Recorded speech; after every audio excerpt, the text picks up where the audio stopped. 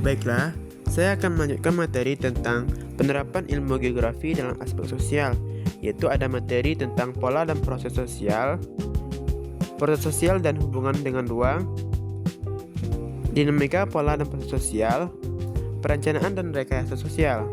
Oke, yang pertama yaitu pola dan proses sosial.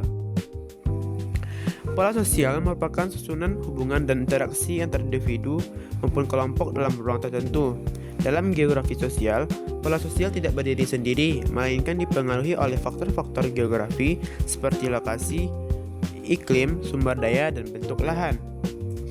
Nah, menurut Astina tahun 2004, setiap wilayah memiliki pola sosial yang khas tergantung pada karakteristik lingkungannya. Misalnya, di daerah pedesaan, pola sosial cenderung homogen, bercirikan kebersamaan dan gotong royong.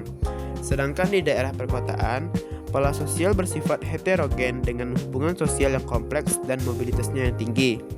Sementara itu, Daljoni menambahkan bahwa pemahaman tentang pola sosial penting dalam geografi karena dapat menunjukkan pola persebaran penduduk, pemukiman, serta sistem interaksi sosial yang terbentuk di suatu ruang geografi.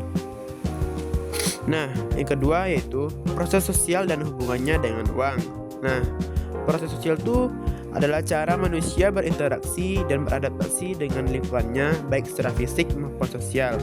Nah, sedangkan dalam konteks geografi, proses sosial itu mencakup berbagai kegiatan manusia yang terjadi dalam ruang seperti migrasi, urbanisasi, serta modernisasi dan perubahan budaya.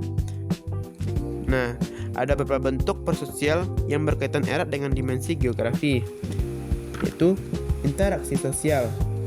Nah, interaksi sosial itu adalah hubungan sosial antar individu atau kelompok yang dipengaruhi oleh jarak dan lokasi. Contohnya, interaksi sosial di kota besar lebih intens dibanding di daerah terpencil. Yang kedua, mobilitas sosial dan geografi, di mana pergerakan penduduk dari satu wilayah ke wilayah lain menyebabkan perubahan komposisi sosial masyarakat. Yang ketiga, integrasi sosial berdasarkan wilayah, di mana wilayah dengan tingkat interaksi tinggi akan memiliki integrasi sosial yang kuat. Nah, selanjutnya dinamika, pola, dan proses sosial. Dinamika sosial tidak terlepas dari perubahan ruang dan lingkungan. Ketika ruang mengalami perubahan, misalnya akibat pembangunan, migrasi, atau bencana, maka pola sosial masyarakat juga akan menyesuaikan. Nah, contohnya urbanisasi mengubah pola interaksi dan hubungan personal menjadi impersonal. Nah, perkembangan pariwisata menciptakan pola sosial baru antara masyarakat lokal dan pendatang. Dengan demikian, penerapan geografi membantu pemahaman bagaimana ruang menjadi arena bagi proses sosial yang terus berkembang. Nah, selanjutnya, perencanaan dan rekayasa sosial. Nah, perencanaan sosial itu adalah upaya sistematis untuk mengukur kehidupan sosial masyarakat dalam ruang tertentu agar tercipta keseimbangan antara kebutuhan manusia dan potensi wilayahnya. Nah, dengan memahami aspek-aspek seperti distribusi penduduk, pola pemukiman, penggunaan lahan, dan potensi wilayah, kebijakan sosial dapat disusun secara tepat sesuai kondisi geografis setempat. Nah, contoh penerapan geografi dalam perencanaan sosial antara lain, yang pertama, penataan ke kawasan pemukiman sesuai dengan dukungan lingkungan.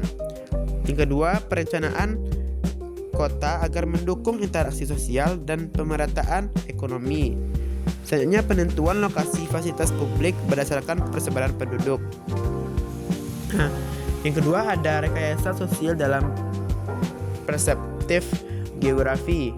Nah, rekayasa sosial merupakan upaya untuk mengubah perilaku, pola pikir, dan sistem sosial masyarakat melalui kebijakan, pendidikan, dan pembangunan. Dalam geografi, rekayasa sosial berkaitan erat dengan pengelolaan ruang dan lingkungan hidup manusia. Menurut Daljoni, rekayasa sosial berbasis geografi dapat diwujudkan melalui yang pertama, pembangunan wilayah tertinggal dengan mengarahkan migrasi penduduk, membuka akses transportasi, dan meningkatkan infrastruktur sosial. Yang kedua, pemberdayaan masyarakat lokal. Yang ketiga, pengelolaan lingkungan berkelanjutan, yaitu mengubah pola perilaku masyarakat agar lebih ramah terhadap ekosistem. Nah, dengan demikian, geografi tidak hanya menganalisis fenomena sosial, tapi juga berperan aktif dalam merancang perubahan sosial yang konstruktif. Nah, yang terakhir, hubungan antara perencanaan dan rekayasa sosial. Nah, perencanaan sosial dan rekayasa sosial itu saling melengkapi. Perencanaan sosial berfokus pada rancangan struktur sosial yang ideal berdasarkan kondisi geografis, sementara rekayasa sosial menekankan pelaksanaan perubahan untuk mewujudkan rencana tersebut. Nah, sebagai contoh, dalam perencanaan wilayah pesisir, geografi menganalisis potensi dan risiko lingkungan. Dalam rekayasa sosial, masyarakat pesisir dilibatkan dan dididik agar mampu menjaga sumber daya laut secara berkelanjutan. Nah, Astina menyebut pendekatan ini sebagai bagian dari filsafat geografi humanistik, di mana manusia menjadi pusat perencanaan dan pengelolaan ruang secara sadar dan bertanggung jawab. Oke, hanya itu dapat saya sampaikan. Terima kasih. Assalamualaikum warahmatullahi wabarakatuh.